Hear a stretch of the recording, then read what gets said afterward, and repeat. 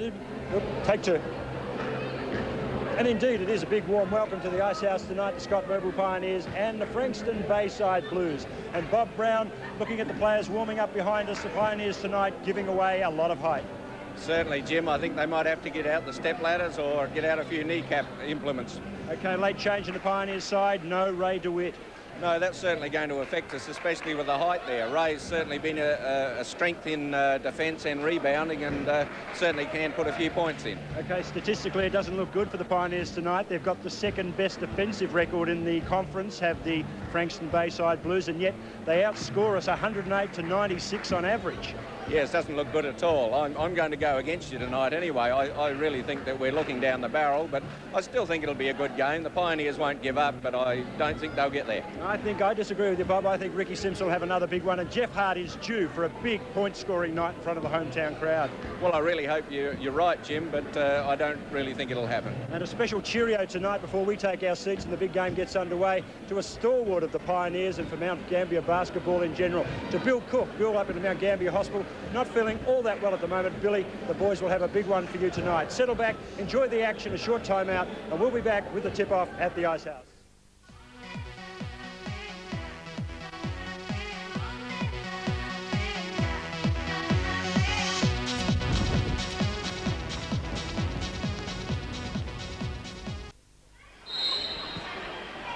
And we are underway at the Ice House. In fact, we'll have to have a restart. The Pioneers and the Bayside Blues from Frankston. Well, it went close, but there's certainly a bit of height out there. As we said, giving away height tonight, the Pioneers going to the left of screen, predominantly red tonight. And Tony Cook, the skipper, to Jeff Hart for the Pioneers. Needs a big one tonight, Hart. Very poor performance the last game against the Adelaide Buffaloes. Hart coming up with only 9 points for the entire game. Well, it was a good block there by Albert Springs, and he's certainly been a good player for the Bayside Blues. Lewin for the Bayside Blues. This is Springs off number 55. Tim McQuiston, inside move, good play. Number 12 brings up the point. Stuart Lewin for the Bayside team. And looks like they're going straight into a full court man-to-man defence. Ricky Simpson for the Pioneers. First points tonight to Frankston. Team wanting a win tonight to get back into the 4 and cement playoff chance. Tony Cook. Well, in this instance, they need to set a few screens because the defence is man-to-man. We've seen 2 blocks there so far from 2 attempted shots by the Pioneers, so unless they get a bit more assistance from their teammates, they're not going to get those shots away. Reese Newsom for Bayside. To number 12, Stuart Levin, but we have a whistle. And Pioneers get the ball. Yes, it was a blocking foul called by Wayne Maidment down there.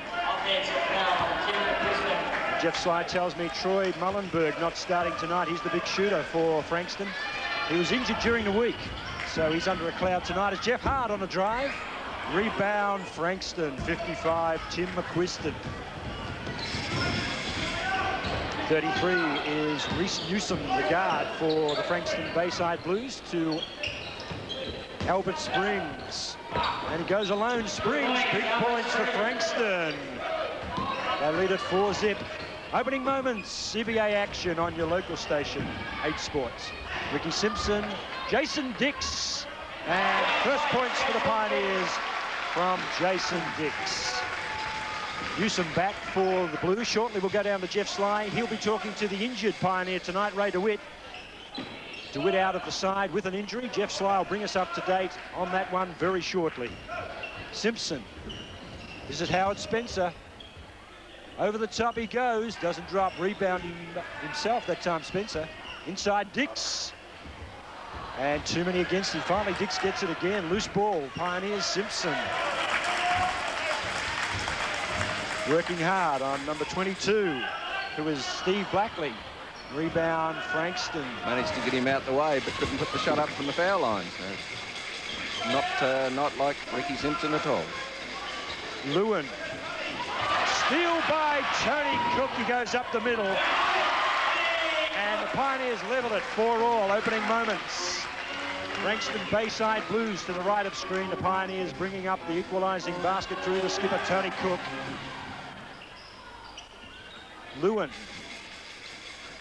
Springs.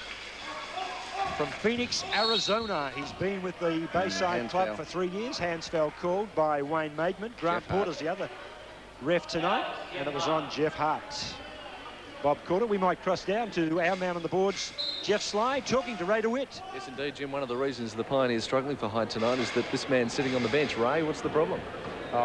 Hurt me back in a Wednesday night game in the finals, and I sort of pulled up Thursday morning a fair bit sore, and this morning it was no better, so that's the wild reason I'm here. That's as simple as that. Ray, they've been struggling a bit with the height tonight. Any special tactics to try and combat that height difference? I'll just make sure every time one shot's put up, everybody's got a single player, so they've got to block him out, make sure he doesn't get to the basket in front of him, and get the rebounds that way. You know, so make sure we get in front position. They'll always call the foul on the guy that's coming from behind. They are a very big team, aren't they, Frankston? Yeah, well, I've seen so far. I mean, it's only a couple of minutes into the game. They're playing some pretty tough defence, and at the same token, we're playing some pretty tough defence at the moment too. So we have to keep that up, and hopefully at the end of the game we'll come away with a win. And Jason Dixon to the starting five, effectively replacing you. Can he do the job? Yeah, Jason can do the job for sure. You know, he's proved over the last few weeks that he's settled into the side a lot better than what he had been doing earlier, and he's enjoying his basketball a bit more, and he's starting to get used to the league a bit more, and reaping the rewards of scoring a few points for us and getting a lot of rebounds now. Now, we can't let you get away without giving a prediction. What are your thoughts? Pioneers by 8, my number. Thank you, Ray. What a good judge Ray DeWitt is, unlike some other commentators I know who shall remain nameless. Well, have to see what happens at the end of the game, Jim. 1 point. Blakely didn't get the point from the line, but it was tapped in for the Frankston side. They lead at 5-4. Jeff Hart, Tony Cook. Rebound Hart. And the Pioneers lead at 6-5.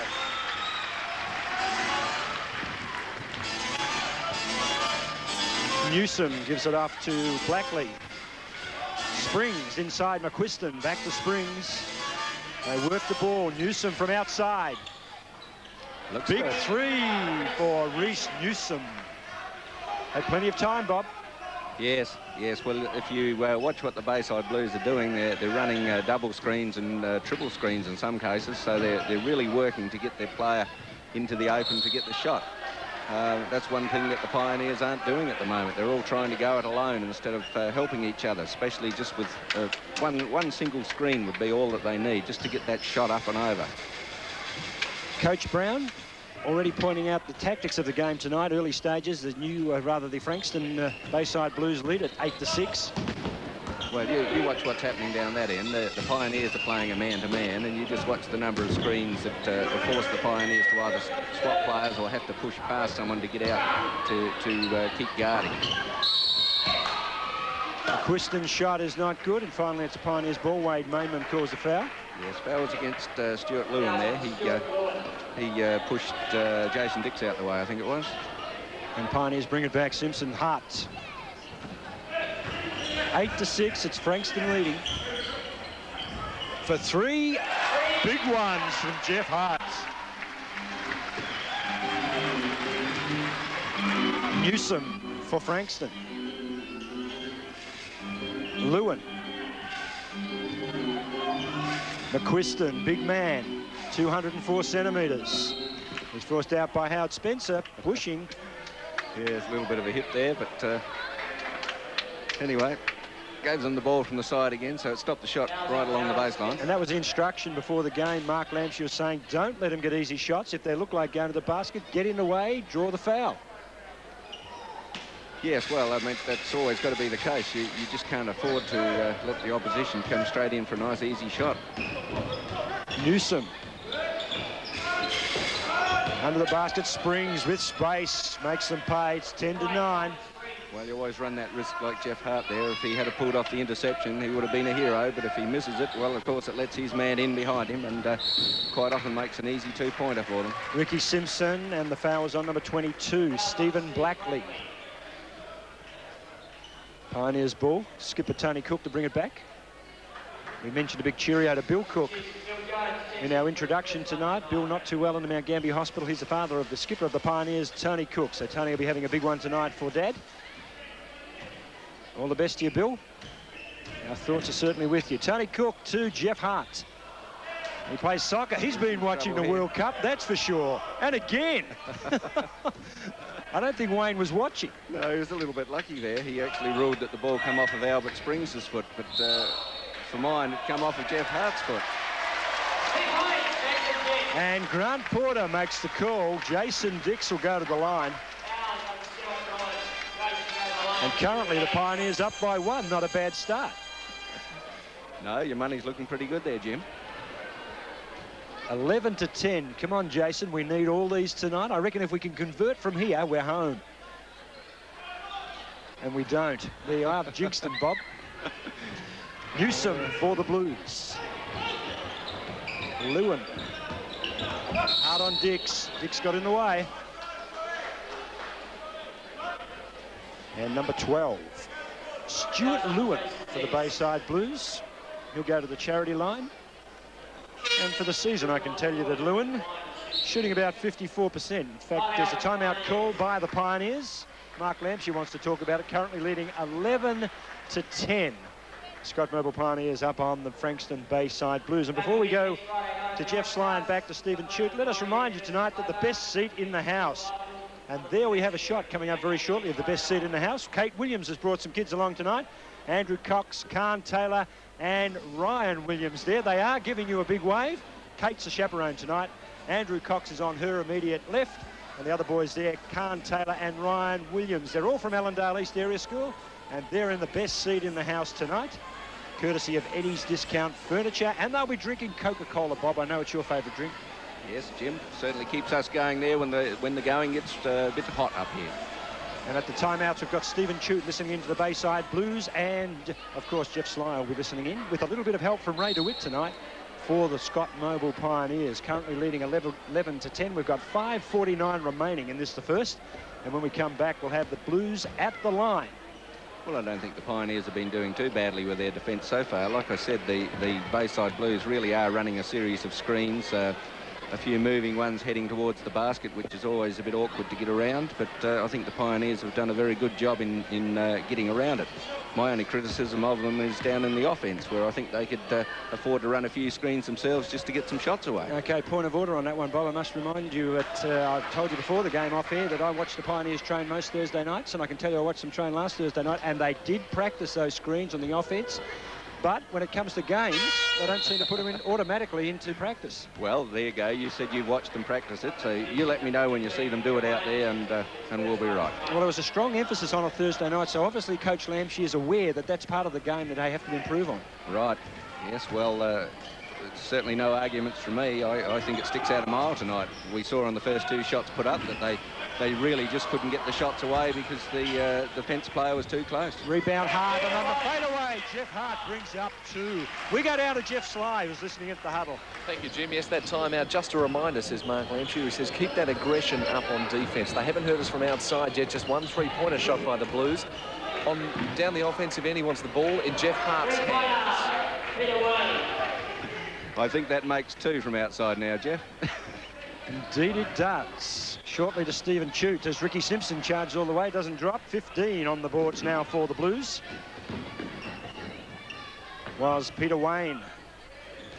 Steal by, interception by Howard Spencer, gives it up to Jeff Hart, and Hart goes hard against Bill Jones, is on the boards. But Springs chips in, will take it away for the Blues. Bill Jones, of course, captained the 36ers in their championship year, Bob. Yes.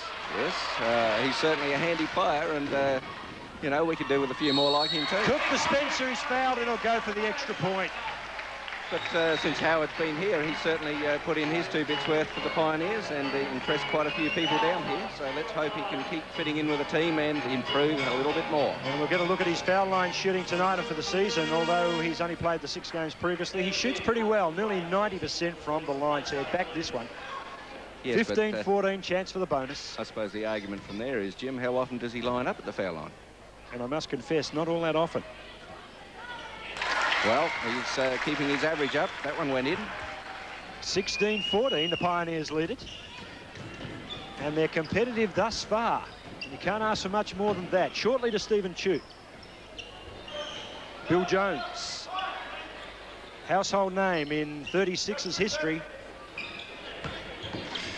Number 32 is Mark Ridgway. This is Springs. Great assist, number 15, Peter Wayne. Big basket by Frankston, 16 apiece. Spencer to Simpson. Crowd not fully involved yet. Good house in again tonight. Dix, but showed too much of it to Reese. Newsom, and Newsom has the ball for the Blues from outside again. Wow, practice run for Newsom. There was no one within Cooey. No, well, he just said, I'm going to shoot from here, guys. You all go for the rebound in case I do miss, but didn't even look like it. And Mark Ridgway. The time the foul was on Ricky. The foul on Ridgway, and it will be a Pioneers ball. Yes, as we go down one situation. In the lull, we'll go down to Stephen Chooch. Stephen, what can you tell us about the huddle, the first time out the Bayside Blues got together? Thanks, Jim. The first time out for Bayside, they actually started in a full court trapping press. They wanted to pull that back to halfway. They felt Ricky was busting it open too often. Offensively, he wanted to run a few more screens along the baseline so they get a few more open shots. But if they keep shooting like that, the movement in offense is not going to worry him too much. Thank you, Stephen Chute. We'll be back to you and to Jeff Sly as the night progresses. And Ricky Simpson from the line is good. 18-19, it's the Blues. Ridgway. Wayne got it off to Newsom. This is Bill Jones. Over the top of Spencer. Air ball. Oh, yes. Boy, the radar rusty tonight for Bill Jones. That's right. 205 centimetres of him. Ricky Simpson. Jeff Hart. 7 points already tonight. He got 9 total against Adelaide. Pioneers went down, but only narrowly. Tony Cook. Pioneers will bring it from the side. Simpson. Howard Spencer for 3. Pioneers lead at 21-19. Big points to Spencer. Wayne went inside. Springs got it, but just. Simpson almost doing enough. Wayne comes hard at Spencer. Got between them. Good control by the big man. Here's Ricky at the top. Tony Cook will shoot this. Oh, and it thought about it. Just didn't drop for the skipper. Just a little bit too flat. There's plenty more where that came from. Jones, Springs. Inside, the big man gave it off to Newsom. Good play, Frankston. Obviously a set play, and it works well. Yes, well, Newsom's just sitting out there on that three-point line, just waiting for the ball to come back out. And he has 3 of 5 from outside, does Reese Newsom. Yes, well, I meant on that last turnaround in the middle there, Bill Jones had control of the ball. He was inside. He probably could have done quite an easy hook, but he wanted the extra point from further out. Ricky Simpson on the drive, and he'll get the foul. 24-23 prior to this shot from Ricky. The Bayside Blues lead it by 1. We've got 1:57 remaining in the quarter. And a good competitive start, Bob Brown, by the Pioneers. Certainly is, Jim. As I said before, I hope I'm wrong, but, you know, it's a long way to the end of the game yet. And the way that this guy with the ball, Reese Newsom, is actually shooting the three-pointers, I think we're going to have a few problems with him. Inside, big Bill Jones. Thank you. Allah Hakeem Olajuwon. Who was going to out-jump him? Well, there's a guy in the United States, but there's no one on the boards here at the moment, I can tell you. Big basket, Pioneers bring it back, 26 apiece. This is Newsom. Double teaming. Got away, though. Jones at the top of the key. Gave it off. Here's Wayne. He's inside. It'll be 2. Doesn't drop. Air ball. Hart. Pioneers bring it back. Cook. Been involved tonight, Tony Cook. This is Ricky. Howard Spencer. Never quite looked like it. Dick's got the rebound. Big play, Pioneers. Coming down to a minute. Ricky finds space. And sometimes quality just stands out. 28-26. Number 32, Ridgeway, inside to Springs. The boy from Arizona. Back to Ridgeway. Good move, Frankston. Looks so simple. Yes, well, I mean, it really is simple, Jim, providing you've got the three-point shooters. I mean, if you stand a guy out there all night and crash the boards in underneath with your big men and the ball's in there and then it's flicked back out, well, most of the defence is slacked back in underneath the basket, waiting for the shot to go up. So it's going to leave the outside area quite free. And they love to shoot to this side. Howard Spencer. Optimistic, no way, get over the top that time of Peter Wayne. Forced shot all the way. Big long ball from Springs on the buzzer. He had to go for it, but at quarter time, it's a 1-point lead to the Blues. They lead at 29 to the Pioneers, 28. Good competitive start by the locals. We'll take a short time out. We'll be back with the second period.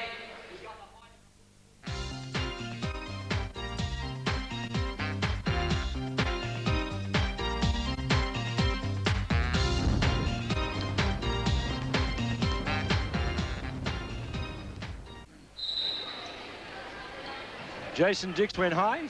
Tip-off Pioneers. They attack now, starting the second period, trailing by 1 at quarter time. Dix had a competitive first quarter. This is Hart.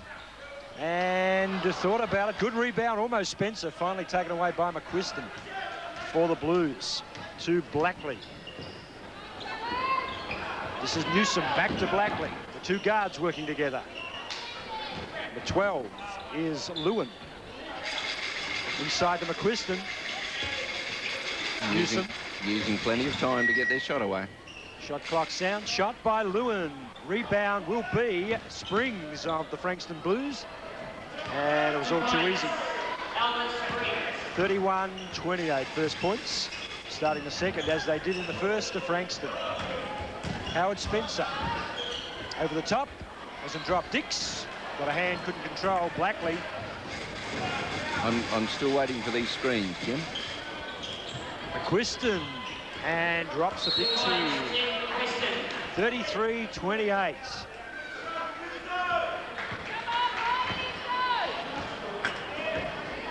Ricky Simpson. This time for you, Bob. I've got a feeling they'll pull it this time. This time? All right. Stay watching. Well, they seem to be a bit back to their normal system of play where you do your own things. Oh, here we go. We've got a few going in underneath. Has inside. McQuiston violates. Maybe that was because the screen was set. Well, the screen was trying to get there, but McQuiston sort of had other ideas. So there you go. At least they made the attempt. OK, we'll quickly go down to Stephen Chute. Stephen, quarter time. What did Bill Runchie have to say? Thanks, Jim. Bill Runchie, defensively, he wants them to go straight man, and in the words of the man himself, play it tough. He wants to put the ball, make the Pioneers put the ball to the ground and then run out as much as possible in defence. Just on Troy Mullenberg, Jim, he won't play tonight. He did his ankle last Sunday in a game against Nuttawading. So, well, that's big news. Troy Mullenberg will not take the boards tonight, according to Stephen Chute. The ankle injury is too severe. And, of course, Bob Barron, I can tell you during the week, during the VBA competition, I talked to Reece Newsom on the news tonight for Channel 8, and he was saying that the Frankston side actually beat the Geelong Supercats, of course, who are an NBL team. Yes, and you still actually went against the Blues tonight after all of that. Yeah, I just got a feeling the home just team got that crowd. feeling. Oh, right, yes. Well, I always reckon the home crowd's certainly worth about 10 points here, but, you know, well, we've seen the shooting ability of the Blues, and unless we can get out and block those three-point shots, and then come up with a few better systems ourselves to get the ball away more easily so that they're just not blocked on those shots. Simpson, hard against him was Blackley. Shot went up, didn't drop. Good rebound by Lewin. Yes, they're going to let a fair bit of pushing and shoving going in under the basket tonight, I think. So there's that man again.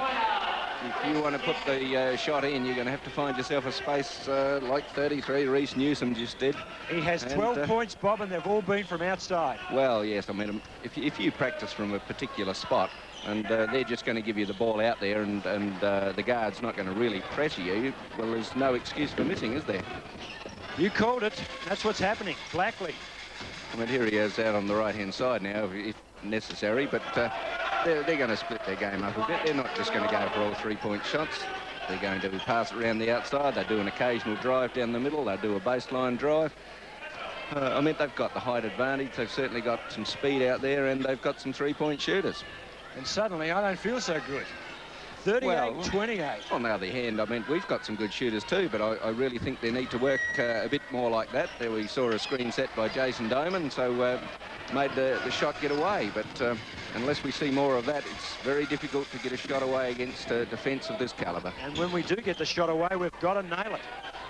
Newsom again with space. Dick's got a hand. It'll be a Blues ball. And 38-28. Suddenly the Pioneers have got problems. We'll go down to Jeff Sly. He was listening in a quarter time. In fact, the timeout's been called. We'll still go down to Jeff. Yes, thank you, Jim. Yeah, Mark Lampshire obviously not happy with the way his players have started that second quarter. He pulled the sub there, took Howard Spencer back onto the bench and Jason Doman on, and you notice Ricky Simpson played a bit in the forward spot there. But I'll just listen to what Mark's saying now. Thank you, Jeff. You're doing your work for us at the huddle.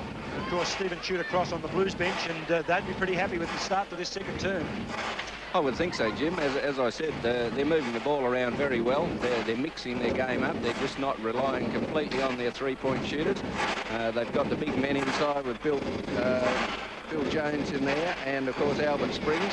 And if it doesn't work there, well, there's a couple of other small, quick players that are going to come straight down the middle. And when I say small, of course, I'm still talking about 6 foot in the old terms, but they look small from where we're sitting. Okay, start of the second period. We started at 29-28 the Blues way, and currently it's 38-28, so they've scored 9. The Pioneers have yet to trouble the scorer.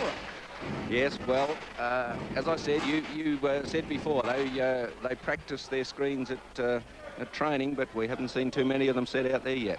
First one up I saw tonight, Jason Doman did a good one there. Ricky Simpson put the shot up, didn't quite score off it though. Jeff Sly. Jim, Mark Lampshire very upset with the offence and the defence of the Pioneers there. They've switched to a 2-3 zone. They're going to stay in it for a couple of minutes. If it doesn't work, it'll be back to man-to-man. Thank you, Jeff. Stephen Chute down on the bench for the Blues.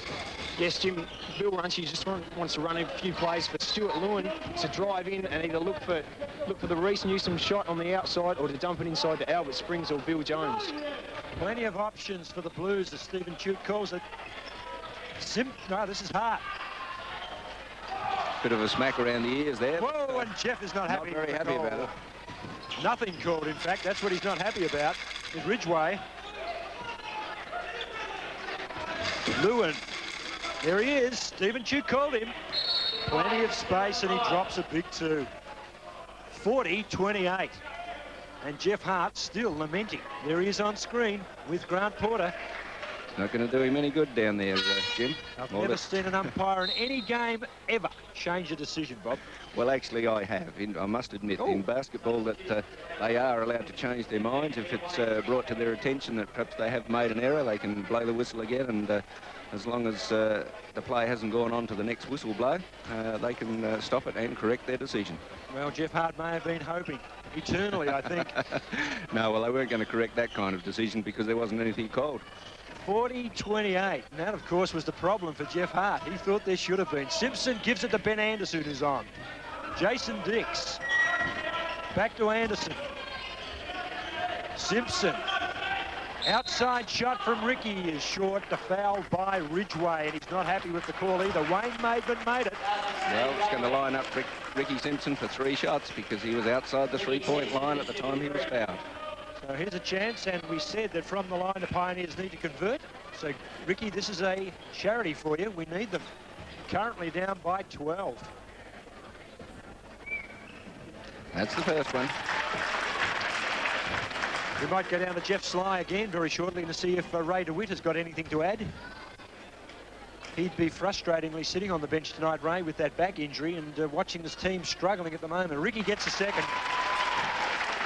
I think Ray would be a pretty good coach too. I think that, you know, if some of his players missed any of these foul shots, he'd have them out there doing about 20 push-ups for everyone they missed. Well, he got further away, Ricky, the more foul shots he had. And the Blues bring it back, 40-30. 15 is Peter Wayne. Ridgway, Blackley. Back to Wayne, sharing it round. Shot from Ridgway from outside is precious. Thanks very much, he says. 43-30, Jeff Sly, tell me. Ray, what is the problem? At the moment, we sort of just lost our way a little bit. You know, people have got their minds on something else other than the game. You know, we're worried a bit about the refereeing. We're not playing defence. We've missed a couple of shots. It's nothing really to push the panic button about, but Mark called the timeout just to settle the players down. We've got a couple of buckets now, and with a bit of luck, they'll start missing a couple of shots, and we'll pull the lead back pretty quickly. Switch to a zone. Is that working? Hard to tell at the moment because they've only had to play against the full zone for a couple of minutes or a couple of times. So it won't be too easy to tell for another couple more minutes to see whether it's going to work or not, and how tight we're going to play it. Would you like to be out there? Oh, I'd love to at the moment. It's just sort of real hard sitting down watching. Okay. Thank you. Thank you, Jeff. Yes, we'd love to have Ray DeWitt out here as well. Currently 45-32, and the Blues extend the lead. Ricky Simpson is trying hard, leading from the front, the general. Howard Spencer could do more. In the paint, he does. Someone got a hand in. Good defensive work, the Blues. Jeff Hart on the hook. Spencer tried to get the tap. Good work, Pioneers. They deserve something out of this, and they get it. Wow, A for effort, if nothing else, Bob Brown. Certainly was, but Wayne Maiden eventually found a foul in there, so called it against Bill Jones, in fact. So we'll line up Howard Spencer to the line, and with his 90% average there, we should see a couple of points. So as we said, we need them from the charity line, if nothing else. But good offensive work by the Pioneers. This is a hard-earned point for Howard Spencer. Jeff Hart was giving plenty of support. Well, as Stephen said earlier, I think the instructions to the Bayside Blues are that you aren't to allow any of the Pioneers players get an easy shot away. Push them all the way, play tough. Howard Spencer, 90% from the line for tonight. He has 1 of 1.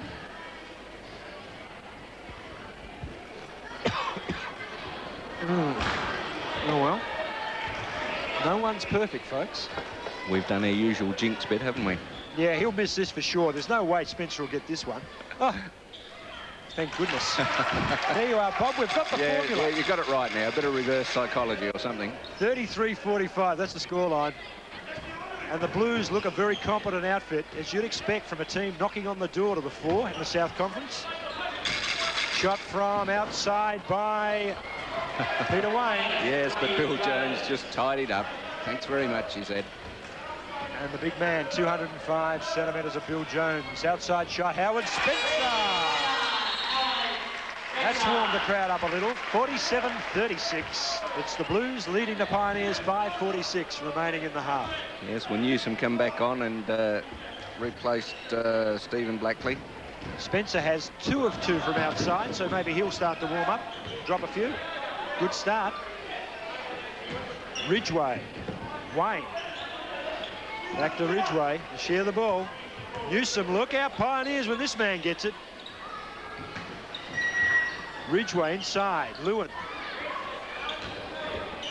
Back out the Ridgway. They can all shoot, and they can do it even when they fall. Yes, well, he's put 3 points in, and they're going to line him up for a bonus shot. Big basket by Ridgway, Mark Ridgway for the Blues. 50-36 and a bonus to come. No, from the side. Going to give him the side ball. Well, that's perhaps worth another 3. Here they go again. 50-36. Well, I lined them up on the side there because the foul was actually after the shot had left his hands, so the points counted, but they still had possession of the ball from the side. And the Blues keep control. Ben Anderson that time violating.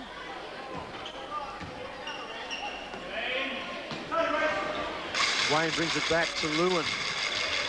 Again, Reece Newsom on this side, just waiting for that easy shot. But, Jones over the top of Hart. Good rebound. Jason Doman got a hand in. Hart on the pull-up for 3. Ooh, it looked good. Newsom rebound. No one in for the rebounds, though. From 3 again, and that's his first miss from outside by Reece Newsom. He wasn't too happy about it either. In fact, it was his second. He has 5 of 7 from outside.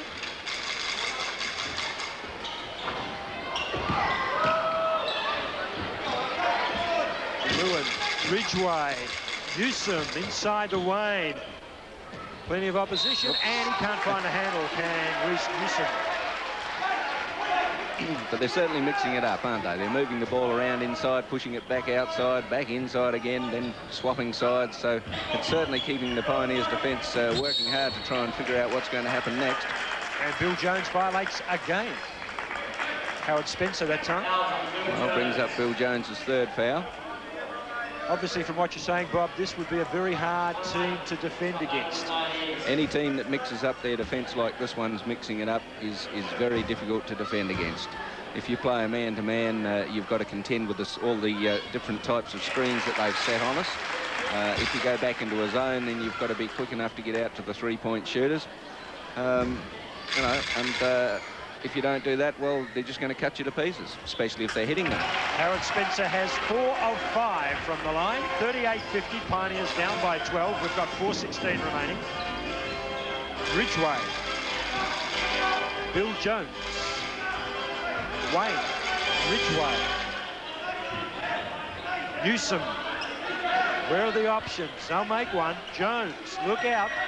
Shot clock sounds. Jones drives all the way. They violate against Jones on the way, and those points will count.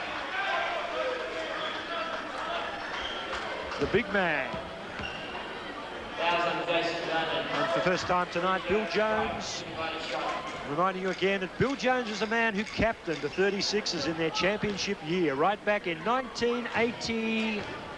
No, you've got me on that one. 1986, Bob. Trivia question. You looked it up beforehand, didn't you? No, I didn't ask Jeff Sly. He did. Well. When you think trivia, you think Sly in this world. I suppose. Pioneers from the back.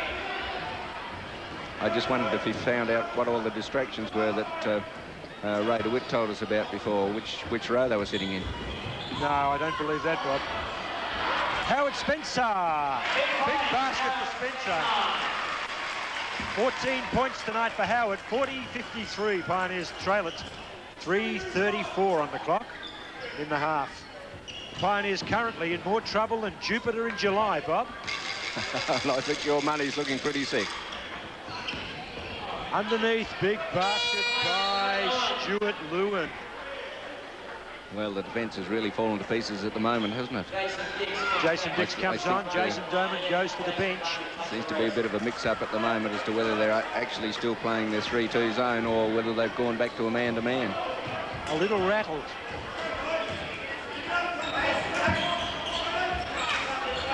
Benny Anderson. Ricky Simpson. Shoot it, Benny. Does on the second attempt. Should have gone for the first one. No, I think he did it the right way around. The first and Ricky's fouled by number 33, Reese Newsom. I reckon the first one they were waiting for him. He just did that feint at the right time to get clear for the shot. Didn't drop for Benny Anderson, but I'm delighted he did get the shot away. I'd like to see the youngsters in the team shooting some more. Well, they're going to have to go for it. They've got nothing to lose. Ricky Simpson from the line. Tonight he has 5 of 6. He shoots pretty well, in the 80s for the season. 41-55, Ricky, and we need this one. We can get back to 7 or 8 by half-time. We're still in the ball game. Nice basket by Ricky. 42-55. The Blues lead it.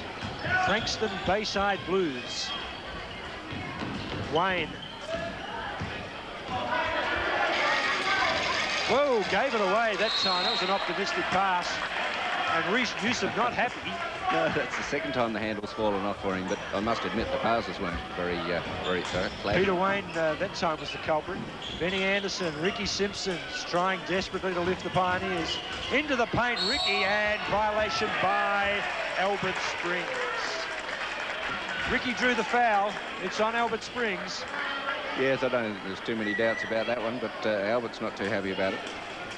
I don't think you had a case, Albert. He's protesting. And he's not going to die wondering. Me, he says, come on. I think he reckons he had his hands straight up in the air and never moved them. But, I've never seen a game where there's more innocent offenders. No, that's right. We can see the expressions on their face very clearly from here. Ricky Simpson. 8 of 9 for Ricky from the line.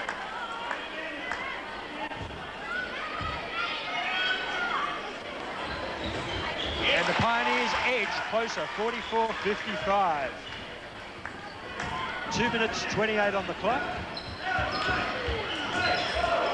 Wayne for the Blues. Look out, Newsom. Oh, it was all but. And the man has 6 or 5 of 8 tonight. I think your statistician already had the score in with that one. Yes, you'd give that 1.5, wouldn't you? That was that close. Jeff Hart's vital basket. Big play. Can they get the rebound? Newsom got there. Where were you, Ben? And drive all the way. Did enough, Ricky, just to put him off. No foul called. Ridgway, pressure from Anderson is good. Putting a hand in that time was Ben. Yes, he was doing well till that arm come across. And it will be a Blues ball. From the side. 14 fouls against the Pioneers, 5 for the Blues. Still, Benny Anderson put him under pressure. Here he is again. Springs. Ridgway drives on Anderson. Good defense by Anderson. And put a hand in. Put a hand in again. But he's making them earn them, and that's fine with me. Oh, yes, but he had him there, but he didn't have to put the hand in to foul. He blocked the way to the basket, and that's really all they're going to do. You keep between your man and the basket all the time. You don't have to worry about ripping the ball off him. Just stop him getting in close enough. And to the line goes Stephen Blackley. First visit to the night by Blackley. No, in fact, it's not. He's missed his previous 2, and he's missed the 3rd. He has zipped for 3 from the line, and then he violates on Jeff Hart because of the one-on-one. Jeff Hart will come down the court. Well, I said if we could get within 7 or 8. We're currently down by 11. Hart can lower that. That 11's been there for a while, hasn't it? What's your prediction on this, Steve? Do you reckon he can put these 2 shots in? Well, normally, yes. We need them. And thank you, says Jeff. We've given up calling them from here, Steve, because every time we say yes, we'll certainly put them in, we put the jinx on him. So perhaps we'll pass down to you every time he lines up and say, OK, what do you reckon? And the second. 46-55. The Pioneers edge back into the ball game. 1:38 on the clock. Springs. Blackley. Big play by Blackley. Yes, big hole straight down the middle. Cook slows it up. Thought about it. Inside Dix. Came to Hart. Loose ball. Lucky for the Pioneers. 57-48. Trading baskets at the moment. Newsom. One-on-one with Ricky Simpson. That'll be a good battle. Blackley. Good defense by Tony Cook. Howard Spencer on the break. Gives it off the Hart. And a charging foul on Jeff Hart. Yes. It was an important play for the Pioneers. They're back within 9. Certainly was. I meant that was certainly a charging foul all the way, so it was no good Jeff Hart protesting about it. And Steve Blakely hobbles to the bench for the Blues. We'll get Stephen Chute in a moment to make a report on Steve Blackley. So the Pioneers down by 9. 53 seconds on the clock in the half. Wayne. Ridgway. On for Blackley. This is Springs. Taking their time. Wayne on Hart. Outside Newsom. They're getting across quicker to him. Lewin over the top of Dix. Big play by Lewin. Well, he was inside the 10 seconds beeper, so had to shoot it. Howard Spencer for 3. Tap in by Hart. 50-59. They're going to turn over and get that score back to 7. Well, it's a good back up there by Jeff Hart. Newsom slows it down. That's what you really need to do. If you're going to put the 3-point shots up, you need a rebounder in underneath. The clock stops with 5 seconds remaining in the half. It will be a Blues ball. The Pioneers are not going to get closer than 9. I think they'll be looking for just a setup here, just a pass straight out to the top for a 3-point shot. Stephen Chute, quickly, what's wrong with Steve Blackley? That last drive he took, he got a corky in the thigh. Thank you, Stephen. The half-time buzzer sounds 59-50 in favour of the Frankston Bayside Blues. A big quarter by the low visitors. They led by 1 at quarter time. They've extended that to 9. Some good basketball. The Pioneers trying desperately to get back in the game. Half-time, usual, will go down to Jeff Sly, who has Mark Lamshire. Thank you, Jim. Mark, the score blew right out there. You pulled it back to 9. You happy with that? Yeah, reasonably happy, Jeff. The start of our second quarter was bad for us. We missed our first 7 shots, and they made 5 from 7, and we went 10 down quickly. And we had a timeout to try and change things with the zone. That didn't work. So we went back to man-to-man. I was pleased with the full court. We decided to extend the pressure there at the end there because they were scoring just far too easily. And I think that we pulled it back a little bit, and it might be something to work on in the third quarter. Bit of a frustration, not enough rebounders underneath. Yeah, there's not enough talk out there at all at the moment. Jeff and Howard and all, they're all very quiet and all a little bit concerned about their own game rather than being concerned about the whole team. We need to just get a little bit more talk and a bit more, you know, feeling out there amongst the players. How do you turn that around? Well, we just got to talk about it and remind people about it. I mean, it's pretty tough on them out there, but the concentration level needs to be there every time they're doing something, and you just need to continually remind them about what they should be thinking about. And it'll come back. You know, they'll pick it up. Okay, thank you. It's going to be. I mean, they're a very tough side, and they run. You know, they're guys coming off the bench all the time, and that. I'm just hoping that Jeff and that can start to light up, and we can get it. You know, we get up with them and worry them in that last quarter. Okay, thanks, Mark. Okay. Gee, Jeff Sly talking to us. Still a very optimistic and very analytical Mark Lamshire. We'll take a short time out. 59-50, and we'll be back with the second half.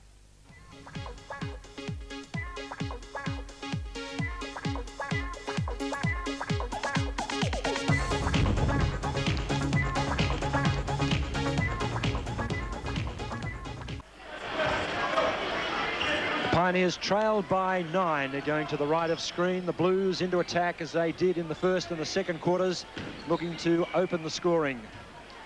Buckley is back on court after suffering a knock to the thigh just before half-time. He seems okay. There's the man in question. And he might open the scoring. Almost good defensive work. Hart did enough to put him off that time. Spencer took the rebound. Yes, he certainly likes the straight method, right down the middle. Now the Pioneers trailing by 9. Howard Spencer opens the scoring for the half for the Pioneers. 59-52, back within 7. And going back to a man-to-man defence, have we? Yes, looks like it. Lewin got the ball to Buckley. Cook guarding him. McQuiston, the big man inside, Springs on Hart. Never a contest, Springs. Got plenty of spring. Albert. Guess what his nickname is, Bob? I can't imagine. No Jim. prizes at all. Yeah. No prizes at all. Albert Springs. Hard on him now. Well, getting a hand in and doing it well, Buckley, and then finally putting him down, Simpson. Springs goes to the boards. And Ricky comes back and apologises, as only Ricky would. Foul, Ricky Simpson. Yes, it was a foul. It wasn't an intentional one, but of course the coach there, Bill Raunchy, of course, wanted an intentional foul called because his other man was on a break to the basket with no guard anywhere near him. So Raunchy off the bench. But, a bit unfortunate. A tall man himself. Yes, well, it was a sure 2 points for them, wasn't it? And the cleaners come on. Tony Cook assisting. Does that go on the scorecard? No, I don't think so.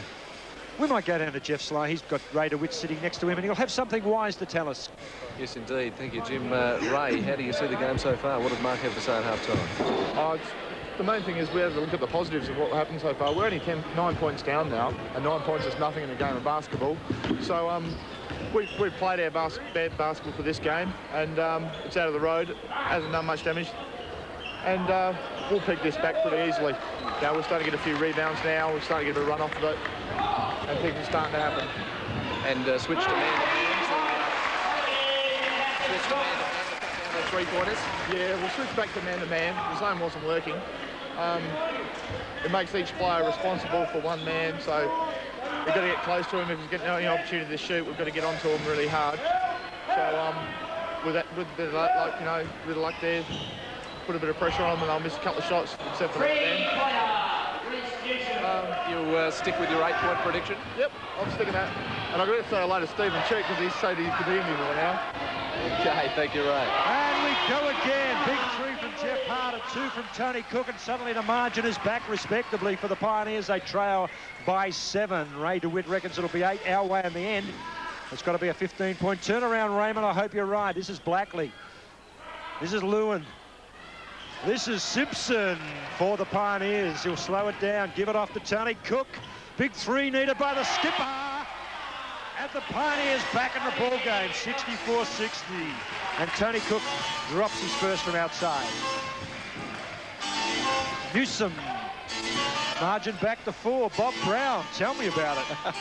Well, I'm just watching, Jim, and hoping they can keep going with this run. Much as I'd hate to lose my money against you there, you know. Turnover, Hart takes the intercept. They've got a 3-on-2 here, so if he moves it round a bit, should get the shot away easily. Rebound, Dix, we want it. Jason, he got it, couldn't keep control. It'll be a Blues ball. Yes, well, percentage shot there. I think 3-on-2 would have been better off to pass it round a bit and make sure of it rather than just back yourself against a lot of them. Suddenly, Bill Raunchy's got problems. He calls the timeout, 64-60 with 9 minutes remaining in the third. And suddenly, the Pioneers are back in touch, trailing by 4. Yes, well, those 2 big 3-pointers there certainly helped. Jeff Hart dropped 1, Tony Cook got 1, and suddenly the Pioneers are back in it. 18 points to Jeff Hart so far tonight, 16 to Howard Spencer and 13 to Ricky Simpson. The scoreline quite different for the Blues. They share it around. Reece Newsom top scorer with 15. Albert Springs has 12, and then Jones, Lewin and Ridgway all have 9 points. And I guess that's a sign of a team that's plenty of scoring potential, Bob Brown. That's right, Jim. That's why it's so difficult to try and contain a side like this, because they don't rely on one shooter. If you try to shut one down, they'll just open up with someone else, and that's really the way it should be in basketball. And they'll bring it from the backcourt, the Blues, 64-60. We'll go down quickly to Jeff Sly.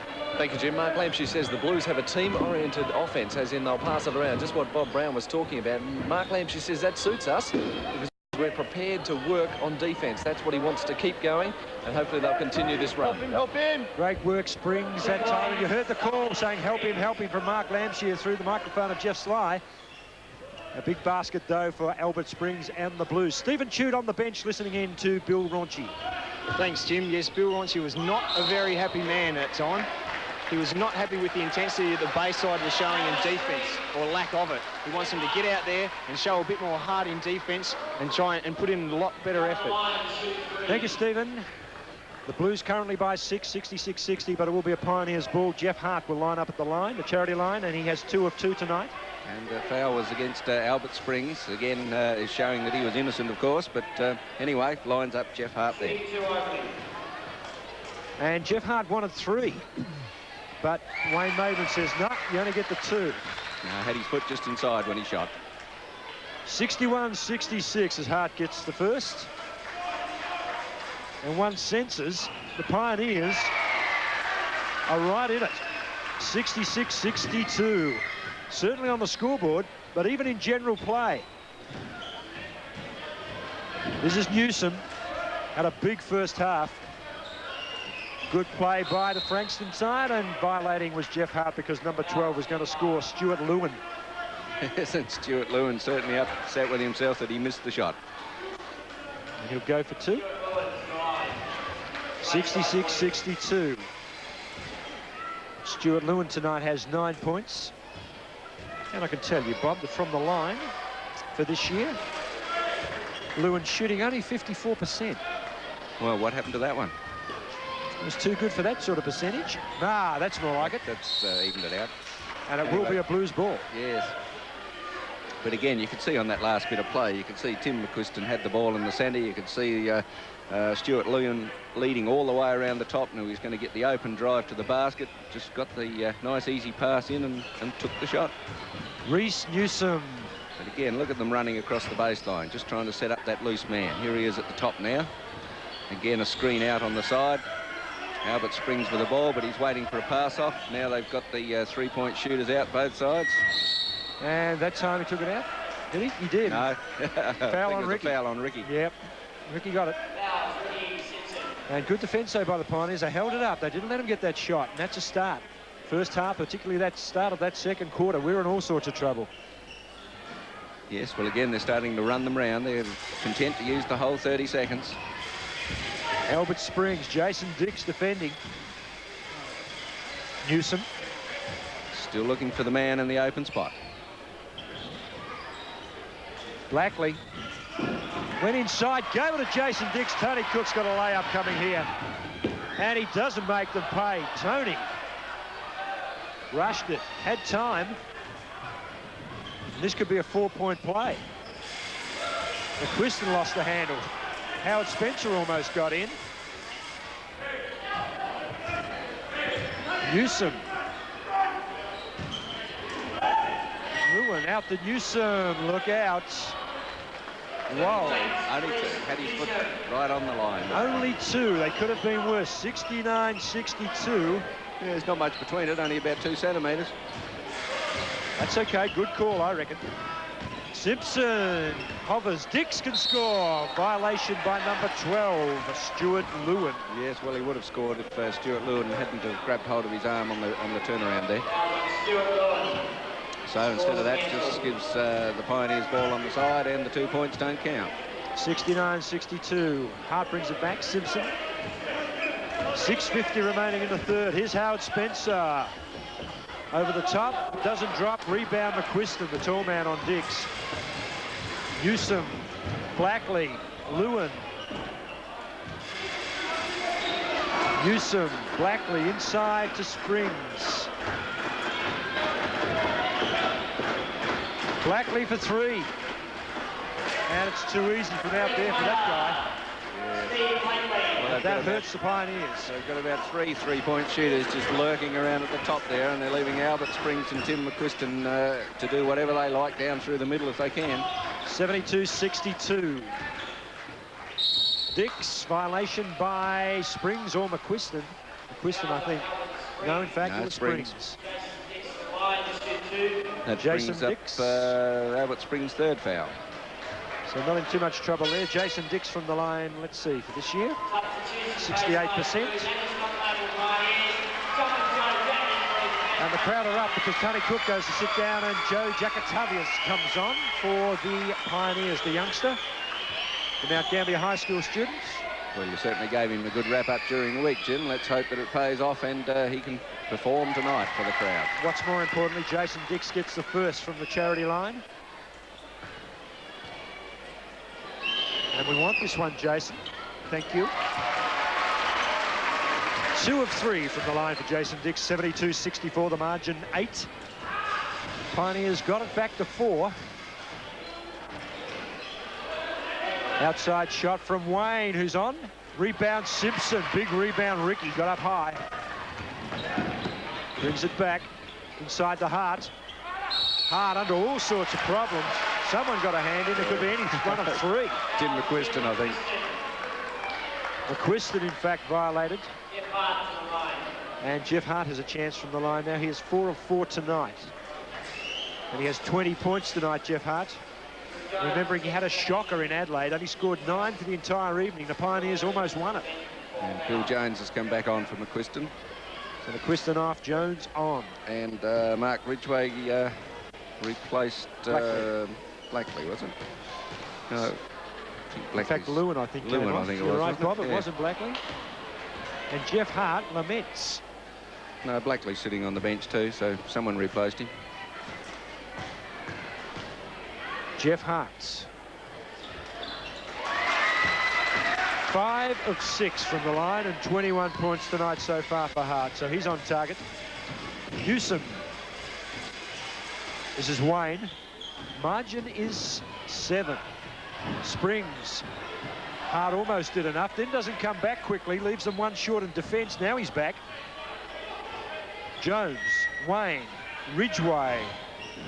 Look out. Doesn't drop, gets the rebound. Well, he messed it up, so he went and got it himself. Ridgway, back to Wayne. He'll have another shot from there. No, he won't. Went to go inside, getting a hand. Howard Spencer finally rebounding to Hart, the loose ball. Spencer for 2. Pioneers get within 5, 72-67. We've got 4:57 on the clock in the third. Ridgway. Jackatavius giving him plenty of opposition. This is Wayne. This is Bill Jones. Driving into the paint, Jones, and Jason Dix. Looking pretty guilty. And Bill Jones wasn't much he could do about it. Line up. Had to put an arm in from the side to try and stop the shot. Bill Jones 1 of 1 from the line, and for the season, the tall man. Well, Bob, what sort of percentage you reckon Jones for the season? Oh, well, I'd only be guessing because I haven't got any facts on it at all. But let's just wait until I see the first shot here. Okay, I'll give you a chance. Bill Jones, the veteran. Oh, well, he certainly had the action and all the rest of it. Missed that time, I'd say perhaps 70%. No, he only gets 4 out of 10. Oh, well, there you go. That's why he missed the first. 40%, that's unbelievable. Whoa, and even that one thought about it. Well, I suppose he's a tall player. He plays in the centre position most of the time. He's going to get most of his points just by grabbing the rebounds or putting the shots right up from in underneath. 73-67, this is Howard Spencer. Jason Dix, handy basket, Jason, doesn't drop. Rebound Springs against Hart. 3 on 2 if they're quick enough. No, they're going to back off and wait. Ridgway has space and makes them pay. Jackatavius backed off him and Ridgway said thank you. Yes, that's what they were waiting for, wasn't it? He wasn't waiting for reinforcements at all. He was just waiting for the guard to shift. 5 of 7 from outside for Mark Ridgway. And the foul will be against Mark Ridgway there, which will line up Ricky Simpson for a couple of shots. No, they're going to put the ball out on the side. And it will be Jeff Hart. It's a 1-and-1. It will be, in fact, Jeff Hart coming off and Ben Anderson coming on. That's interesting. Well, Ben certainly showed that he could defend very vigorously earlier in the night.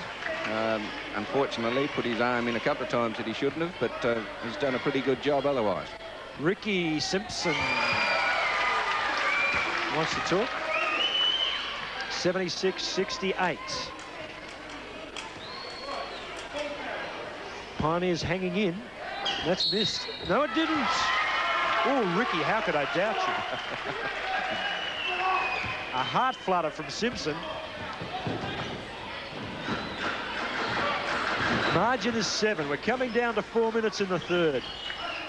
Ridgway. This is Lewin back on. Newsom loves them from there. He'll shoot them all night, that man. He has 7 of 10. Yes, and what's happened to your lead now, Jim? It's gone back to 10 again. And they get close, and the Frankston side, the Bayside Blues, are good enough to just draw away. 20 points to Newsom tonight. 18 of those have come from outside. I think we'll have a foul there against Stuart Lewin. Yes, holding foul against Ricky Simpson. So Ricky's got another chance for a 1-and-1.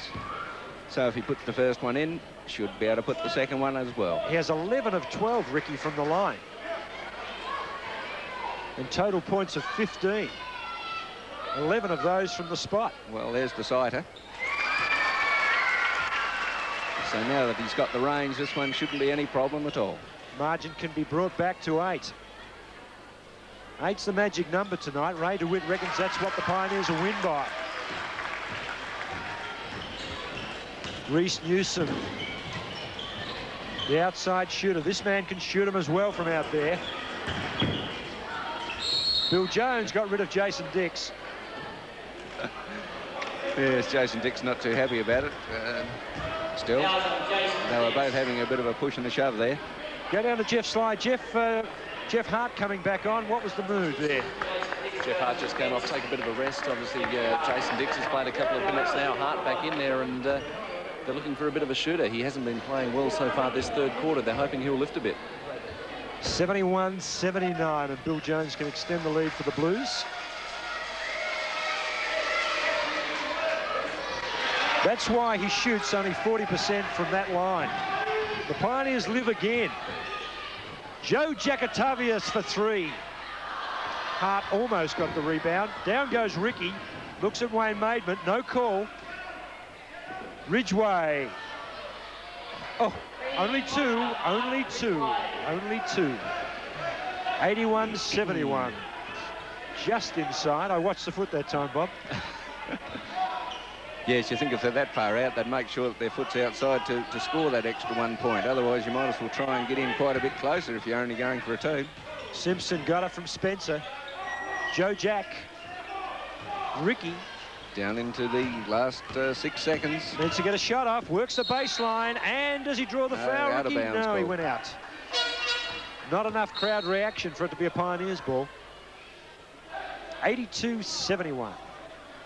Blues by 11. We've got 2:30 remaining in the third. And I still sense the Pioneers can win this. Well, they're only 11 down at the moment, Jim. Then again, I had relatives at the Little Bighorn with Custer. What Indians?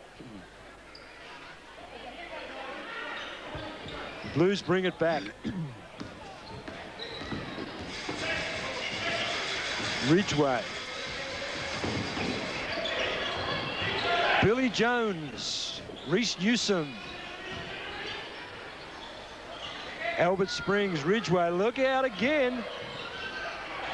And Jones Billy Jones does it easily. The tap in missed it the Not first quite. time.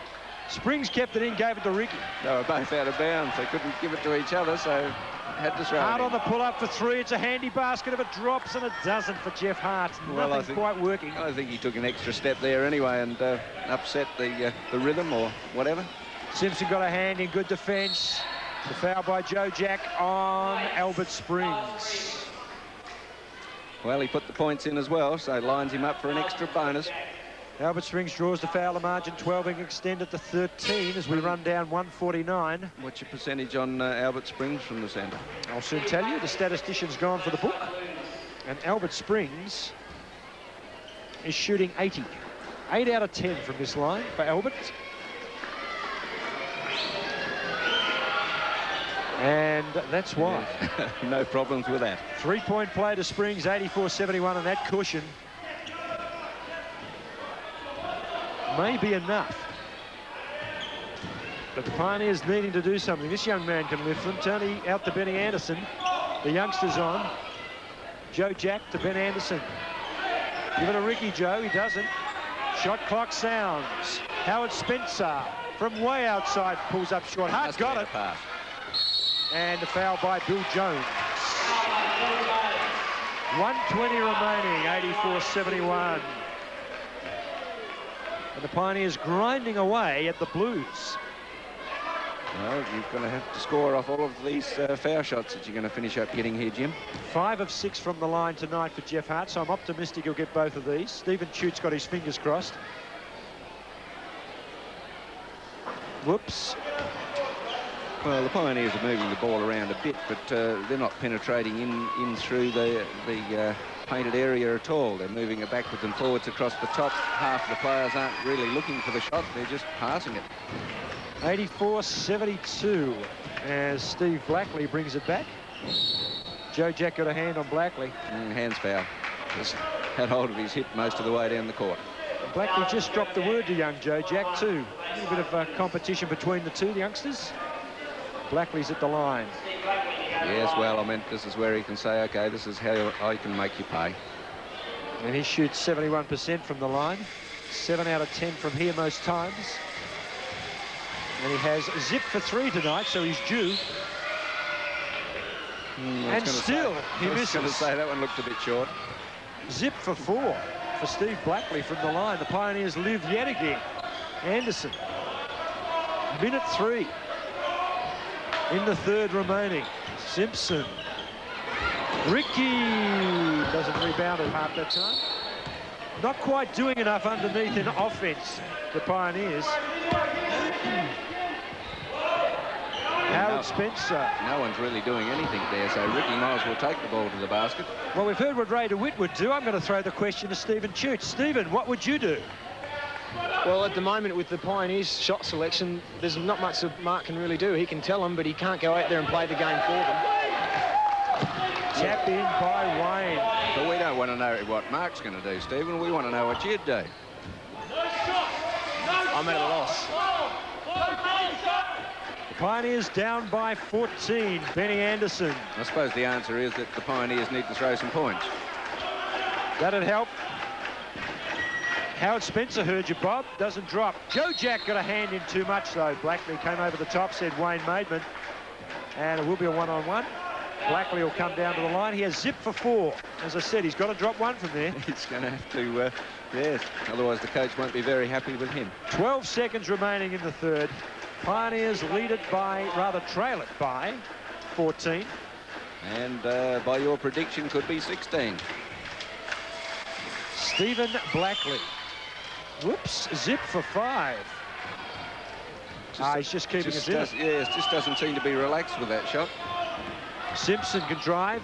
Time running out. 3 seconds on the clock. Yes, side ball to the Pioneers, so they've got time to get the ball in and put the shot up, but I think they need to get a screen all worked out as to who's going to take the shot and over the top of who. You're not convinced they know how to do that? No. There's Ricky, got it away, but it won't score. Tap in almost by Howard Spencer. Too late. It's 86-72 at three-quarter time, and the Pioneers have got their work cut out for them now. They trail by 14 at three-quarter time. A short timeout. The Pioneers will come back and try to resurrect something when we come back to the White House.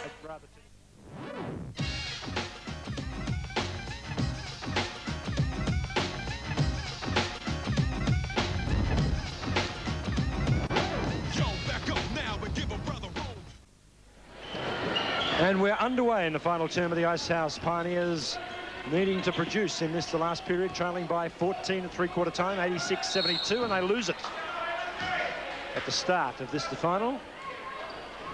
The Bayside Blues have had their measure most of the night, but miracles do happen. I think Ray DeWitt's got the wrong number on his singlet somehow. You reckon he was going to be 8 in front at the end because of his number, but I think he might be playing with a minus number somehow. Wayne scores again. He's very impressive, that young man. Peter Wayne brings up first points for the Blues tonight. He's trailing a bit in the point score for his team. I meant all of the players have got some points. He's only got 7. The rest of them are up to about 20 and 14 and 17 and so on. Have a listen to this for a spread, folks. Jones has got 10. Lewin's got 10. Blackley's got 8, Springs 17, 14 Ridgeway and 20 Newsom. That's sharing your points around. So as you said, it's Wayne's turn to throw a few. Here he is again. Gives it to Springs. He's going to make position. Here he goes. Get the shot in. In fact, Jeff Hart fouls him. Yes. Oh, well, he'll have to have another go from the side. Okay, what were the words of wisdom at three-quarter time, Jeff Sly? Jim, it's back to the starting 5 and it's back to a full court press. The Pioneers are going to try and manufacture something out of this. I tell you what, they're going to have to improve their shot selection. But they're worried in three-point land about Ridgeway and about Newsom. Surprise, surprise. Thank you, Jeff. I thought Jeff was going to say then they're going back to the drawing board. Maybe they ought to, Bob. Yes. Shot from Newsom. Doesn't drop. Howard Spencer got it. He'll give it to Tony Cook. Threw it away. Cook keeps it in, but gives it straight back to Lewin. And Cook getting back on him. Fouls. Had little choice that time. And a bit of frustration from Tony. Wasn't his fault. No, I have to be a bit careful. He'll finish up with a tech foul if he lets the umpires know too much on how he thinks they should umpire. And Stephen Chute on a very contented Blues bench, I would say, Stephen. Very contented. Yes, you're right there, Jim. They were a very happy coaching staff at three-quarter time. Frankston have gone to a zone defence just to try a few different things. And offensively, they just want them to keep working the ball around and keep doing the right things. Just what's got them there, just like that. Bill Jones on the call from Stephen Chute. 90-72. Yes, made space for himself very easily and then put up the nice, simple two-point jumper. And I'd love to say, don't touch that dial, but they're looking down the barrel. Jeff Hartz. Lost it on the jump before he got up to the shot stage. Howard Spencer couldn't get over the top of Jones. Lewin gives a bit of an assist towards Springs. Ricky got a hand onto it. Just enough to push it out. Blues keep control. They've got the first 4 points of the final period when the Pioneers desperately needed them. 90-72, the margin 18. Stuart Lewin, rather it was Peter Wayne brought it back. This is Albert Springs, Bill Jones. Here's some more points for Wayne. Peter Wayne. 92-72. Jason Doman for Howard Spencer is the move for the Pioneers. Well, if you have to find a couple of most valuable players out of this lot tonight, Jim, who would you go for? I think it's going to be difficult both ways. The Pioneers really haven't had too many outstanding players out there, and when you look at the Bayside Blues, they've had all very good players, so it's going to be a difficult choice both ways, I think. Ricky Simpson. And Newsom had to force the shot in the end. The guard come down and just enough to upset the shot. And he holds on to the ball to Stuart Lewin. Reece Newsom had a good night. He's got 20 points tonight, Newsom. 5 of those from outside. Oh, made just sure had a look and said thank you very much, said Stuart, rather than Reece Newsom. As I said before, Jim, if you're that far out, you've got to make sure that your feet are outside the line to get the 3 points. So. 95 to 72. He has 18 points from outside tonight, does Reece Newsom. Tony Cook from long range, and he drops for Tony from downtown. Long range shot, Tony Cook. Yes, well, they're few and far between. We're looking 20 points down the drain, so he needs to come up with quite a few more of those to close the distance. 95-75. Stuart Lewin. He was looking to pass it off, but all the guards dropped off him, so he said, oh, well, might as well shoot. Ricky Simpson. 22 points. The Blues. Foul on Bill Jones. Billy put the hand in on Jeff Hart. Hart has 22 points tonight. I don't think it was the hand he put in. I think it was the other hand on the shoulder that was holding him down. Either way, Jeff Hart with the ball. No, it's not. It's a Pioneers ball. Side ball. Ricky. Turned it over. And no panic from the Blues. They can coast him from here. Yes, used the whole 30 seconds still. Passed the ball around. Well, come unstuck with that one, though. Jeff Hart doing some good work. Got a 3 or 4 on Jason 2 here. Doman gave the assist, and it is good. 97-77.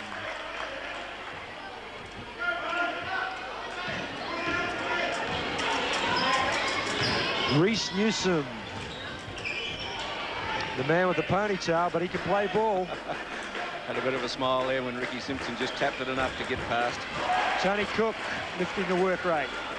97-77. Jason Dix. Have to hit those. No good just putting them up on an easy shot. Ricky did well. Where are the options? Tony will shoot it. Ooh, good attempt. Didn't drop. Blues bring it back.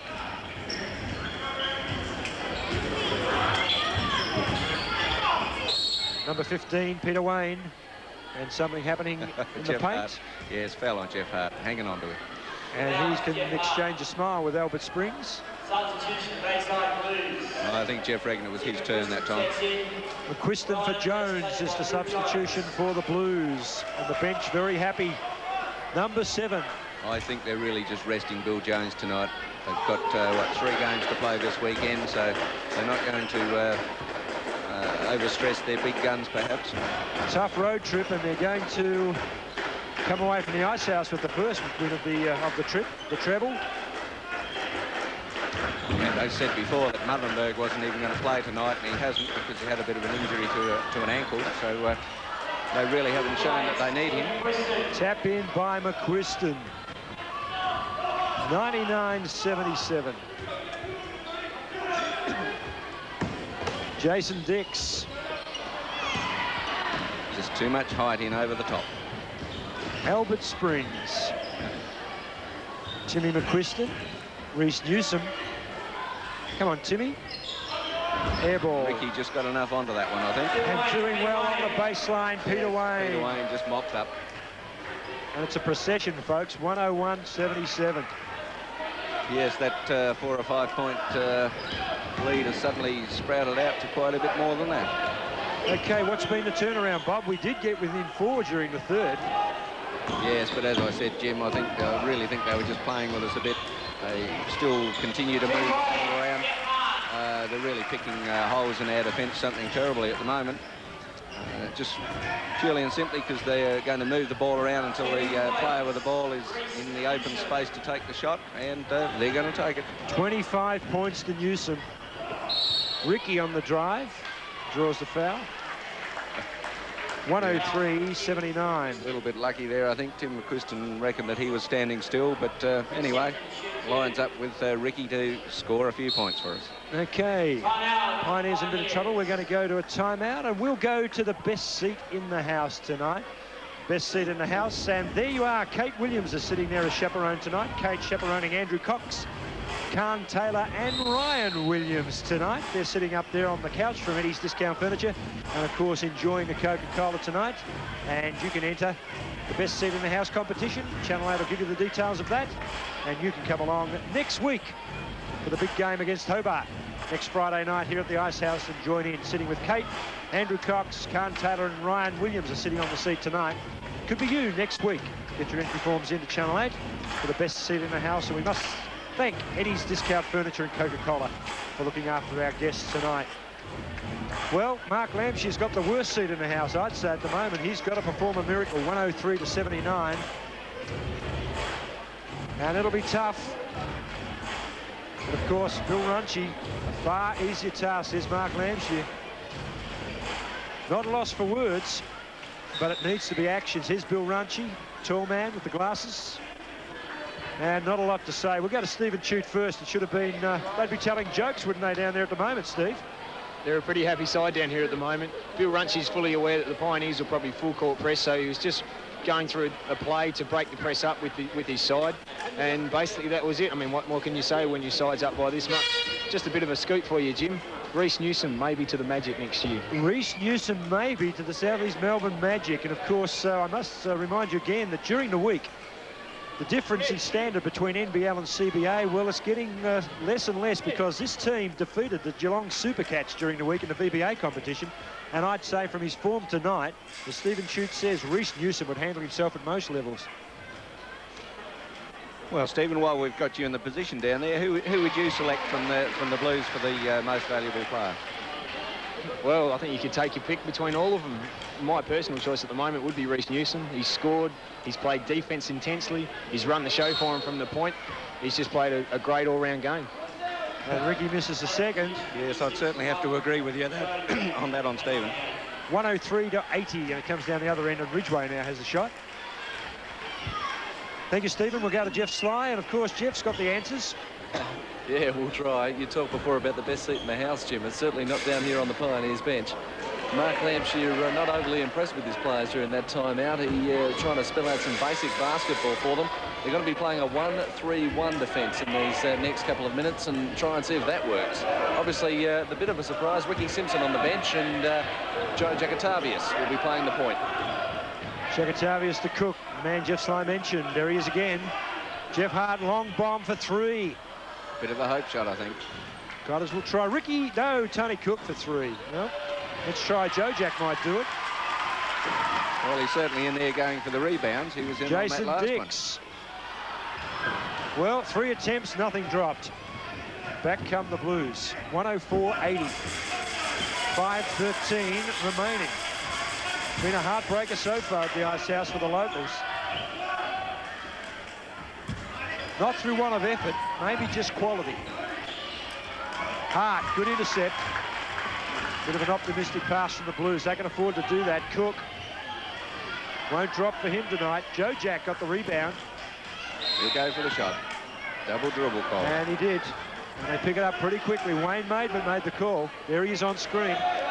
Well, indicated that Joe's hand actually got underneath the bottom half of the ball, which means that you've caught the ball, so it becomes a double dribble when you recommence to bounce it. Here's Wayne. Good pick off there by Joe. Let's see if he can finish it off. Joe Jack with the layup. And the crowd enjoy that one, 104-82. Yes, well, if he can pull off quite a few of those, then it might bring the game back to life. But at the moment, I think the crowd are just going to be supporting Joe alone. Big bomb from Ridgeway. 104-82. Here's Joe Jack again. To Jason Doman. Jeff Hart underneath. Big basket Pioneers. The points count. He'll go to the line. Yes, a good pass in there from Doman. So Jeff Hart finished it off with the 2 points and lines up for a bonus. He has 6 of 8 from the line tonight, Jeff. 28 personal points to Hart, 104-84 the scoreline. And the Pioneers... Well, we see Jason Dix and Jason Doman coming off, and who have we got out there? Scott Gould for his first appearance tonight, and Howard Spencer back on. Spencer and Scotty Gould. There's number 11 talking to Mark Lampshire. On for his first run tonight, so a couple of the locals on the boards. Joe Jack, a couple of the youngsters, and Scotty Gould. Well, Howard brought up another point, so that brings him up to 18. And the margin back to 19. Look out, we're on a roll here. Springs got it off to number 10 on for the Blues, and that's Matthew Cotter. This is Ridgway. Jones gave it to Cotter. 3 seconds. 3 seconds goal. Albert Springs violating that time, taking too long to get out of the paint. 104-85. Well, they've backed off to a half-court man-to-man now. Jeff Hart over the top, and it's good for Hart. Yes, but I think the score will be cancelled. Oh, no, they're going to allow the score. The push was out right up the front, though. 87-104, 31 to Jeff Hart. He can add to his tally tonight from the line. He is 6 of 8.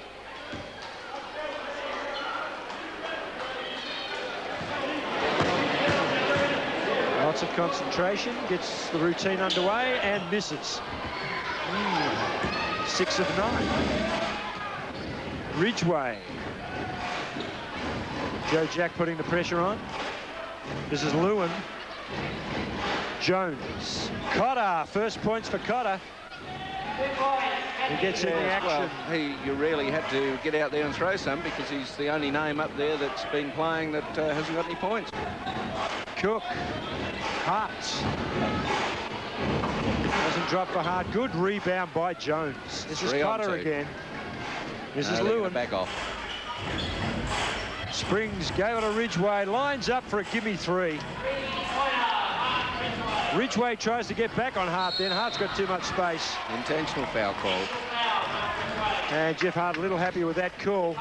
What a big 3 from Ridgway. Yes, I don't know, there was really an intentional foul. The player fell over and sort of just put an arm out to steady himself as he went, but unfortunately grabbed hold of Jeff Hart, so the umpire called intentional foul, which will line Jeff up for a couple of shots and side ball possession. Ridgway has 6 of 10 from outside, so 18 of his... In fact, he's got 18 of 18 have all been from threes.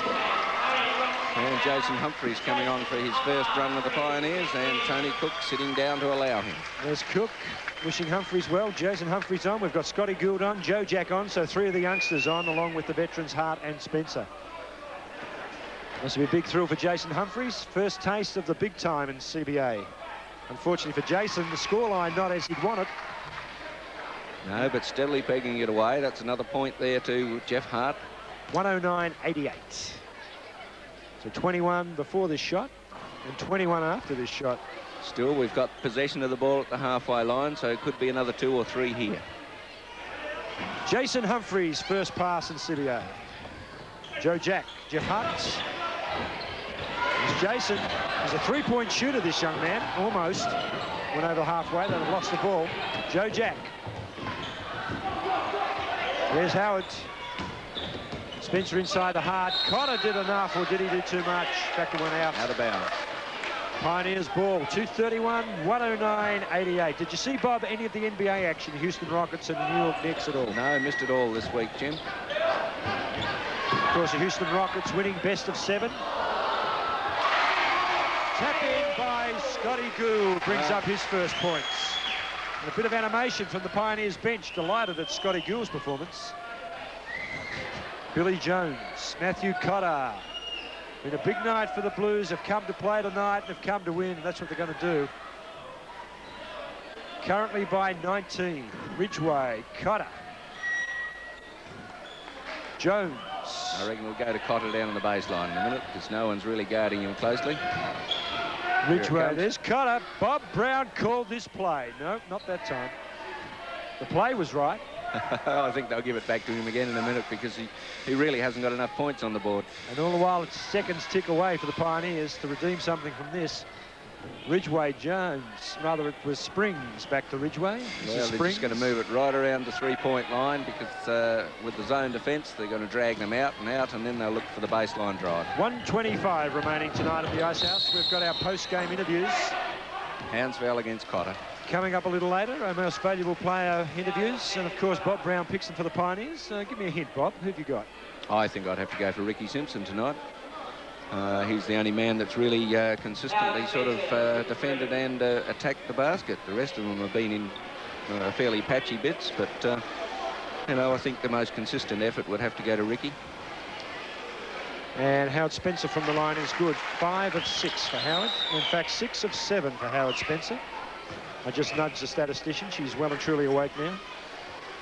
And who are you going to pick from the Bayside Blues, Jim? Oh, goodness me. As Stephen Chute said, I'm going to leave it to Stephen. I'm going to go down to Stephen. Come on, Stephen, nominate one. Well, he's already nominated one. Let's see if he's still got the same opinion. Do you think it'll be Reece Newsom as MVP or not, Steve? My decision hasn't changed, even though he sat off for the last 3 or 4 minutes. He's just played a wonderful all-round game and thoroughly deserves it. So Stephen Chute leaning to Reece Newsom, and I think I am too. Springs, Ridgway's been handy as well. Well, ask Jeff Sly if he's going to agree with me on the Pioneer selection. Well, we've gone for Ricky, Jeff Sly. Who do you think? No question. A bit hard to pick one, isn't it? Underneath, Jason Humphreys does well for the Pioneers. Joe Jacatavius, the youngsters, sharing the ball. We run down to 49 seconds. Joe Jack's fouled. 109.92. So 15 foul should give him a 1-on-1 situation. So Joe Jack will go to the line, and for the season, Bayside called the timeout. Joe Jack will come back and he'll go to the line shooting 82%. So pretty handy. 109.92 currently. 48 seconds on the clock. Well, even if he drops the two of them in, it's really not going to take this score back anywhere near far enough. So I think you've done your money tonight, Jim. Well, optimism reigns supreme, but not logic tonight. Not with 48 seconds, no. 109.92. Now, let me see. 48 seconds. We trail by 17.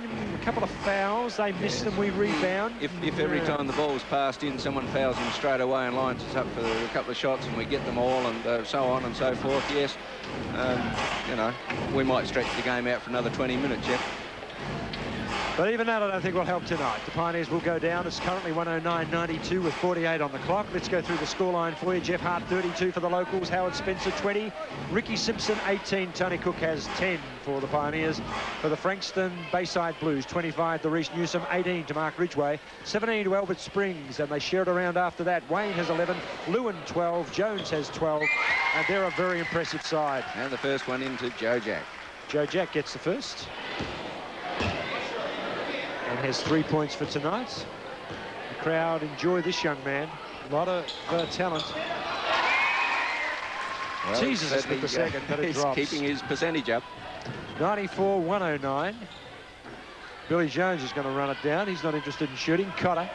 Jones, well, maybe this time on Howard. Points don't count. No, he called the foul well before the shot went up, but it either had to be a foul or a travel anyway because Bill Jones took an extra step in there. And Bill Jones reluctantly going to the line. He doesn't want to know. I think if I had a percentage shot like that, Jim, I wouldn't like to be at the line either. 2 of 4 tonight, and that never looked like it, even from my untrained eye. Howard Spencer, here's Joe Jack. 31 seconds remaining tonight. Our most valuable player interviews coming up after the game.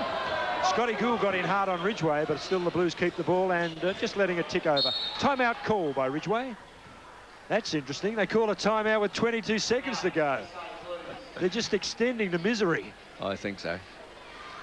That last pass by Joe Jack, a little bit ambitious. I meant, even with a quick pass to go the full length of the court, it's very easy for one of the defence players to read what's happening and get there first. Don't forget, of course, next Friday night we're back again, and I think with a victory too, the Pioneers against Hobart, I think we'd be optimistic enough to say the Pioneers could win that one. Hobart not travelling all that well, and of course it's on the home boards here at the Ice House next Friday night. Yes, I think I might agree with you on that one, Jim, but certainly disagreed with you tonight. And you're making the point very soundly, Bob Brown. Thank you. 1-0. I know you picked the Blues. It's not that often that I really get one on you. 15-point margin, 22 seconds. I'm almost about to concede. Not quite. Maybe if it was 20 seconds, I'd say we're definitely gone. But Stephen Tude was listening in at the huddle that time, and of course Jeff Sly for the Pioneers. We'll go down to Stephen. Thanks, Jim. It was interesting to note that Mark Ridgway actually called them timeouts for the Frankston team, and they really didn't have much to say, rather than I think it was more to rub it into the Pioneers. One thing that did come out, they're going to set a shot up for young Matthew Cotter. OK, we'll watch. There it was. Cotter didn't get it in because Ridgway was fouled by Spencer. Yes, as I said, Cotter hasn't got enough points on the board up there, so they're probably going to try and set him up a few times. That's what they're doing now. They're telling him, look at this. Incredible. They're so confident. Of course you would be. 17 seconds and you lead by currently 15. Well, I should rub it in a bit more too. I think Stephen really picked that it was going to be a close game tonight, but it sort of got away a bit. Wasn't that right, Stephen, or was it Jeff that said that? No one asked my opinion before the games. Oh, well, you can't be wrong then, Stephen. Who's going to win this game? Joe Jack. Time running down. We mightn't get to Jeff Sly. Howard Spencer for 3 from outside. Doesn't drop for Howard. In fact, it's the off back. the support, so it's out of bounds. And they'll get it with 3 seconds. Jeff Sly, anything, Mark Lamps, you could say in that huddle? Well, not a lot he could say, but all I can say is that Stephen Tute's rub-it-in comment was spot on. Apparently, the Pioneers did it to the Blues a couple of years ago. OK, there's the buzzer. We've got full time and a big win to the Blues tonight here at the Ice House. 111 played, 94 in the end. Big result for Frankston, the first of their wins on their triple road trip tonight, rather on the weekend, and the Blues take away the bacon. 111 to 94 players congratulate each other. We'll take a very short time out and we'll come back with our most valuable player interviews.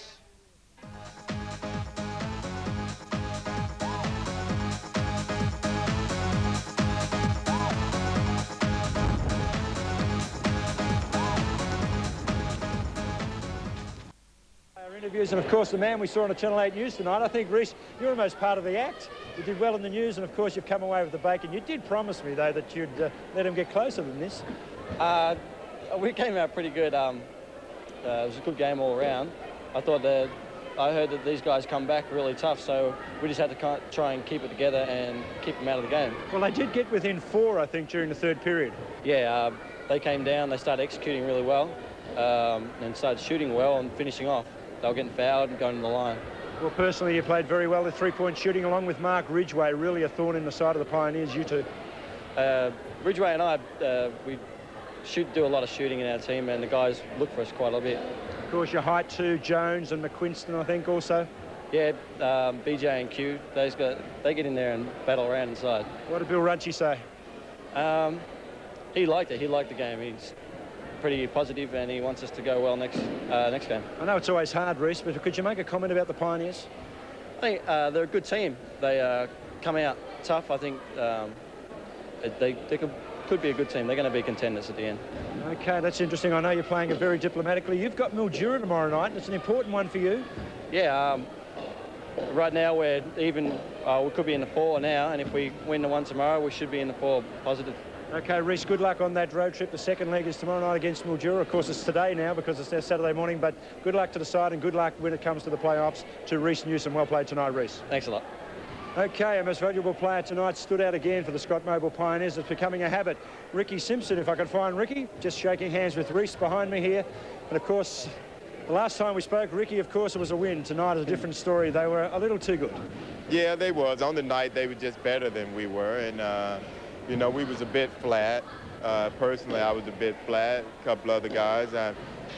You know, we sort of, when those times come, we really have to pull together. I think we didn't do enough talking. Mark mentioned that.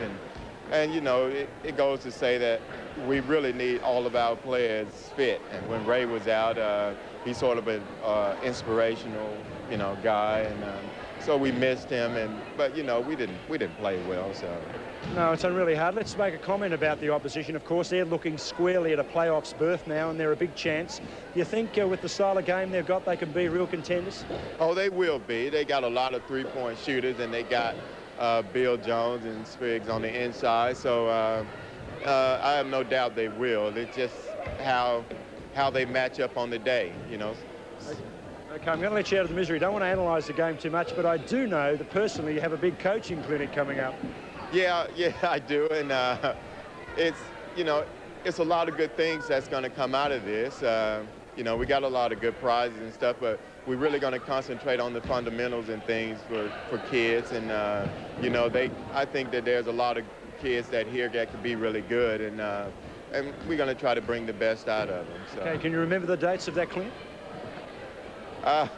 That's a hard one. We'll give you the dates in the coming weeks. I know we'll talk to you about that one again, Ricky. Can I get a final comment? Mark's comment to you to decide after the game when you went back inside? Well, he just said, you know, on the night they were just better than us, and he mentioned that there was a few things that we had to do, and he was correct. You know, a lot of things, we got to go out there, we got to do a lot of talking, and we got to stay together in all cases. Sometimes somebody comes out and they get beat a couple of times, and we sort of put our heads down, but we got to get back together, and you know, we're going to come back. We're going to come back next week, and we're going to make up for this, and we're going to play well from now on. Okay, all the fans can look forward to a big one against Hobart next week. You better believe it. Thanks again for your time, Ricky Simpson. Thanks. Most valuable player for the Scott Mobile Pioneers tonight. Their losing score, 111-94. Coach Brown, what do you say? Well, it's back to the drawing board, I think. Really not too many answers for a side like that. They had all the answers. They could move the ball around, they could shoot from anywhere, they could pass it inside, they could drive. Very difficult to stop. You said it all. They seem to be able to run the opposition teams, even the weaker ones against us. They seem to run the set plays very easily. Yes, we really don't talk to each other too much. We don't assist each other much. We just rely on the fact that we've got some good shooters, but they can't always do it by themselves if they don't get a hand. Okay, good to see some of the youngsters get a bit of board time tonight. Certainly was. I think they were doing better at one stage there than some of our big imports. Okay, we did get beaten tonight, but you're going to come back next week against Hobart and support us? I think I'll go for Hobart next week, Jim. You really will? I really will. I'll even say now the Pioneers will reverse this result tonight. I think they can get up. But we'll bring you all the action here on 8 Sport next Friday night, of course. It'll be a big one when we play Hobart. On behalf of Jeff Sly, Stephen Chute and Bob Brown, it's Jim Buckley signing off from the Ice House.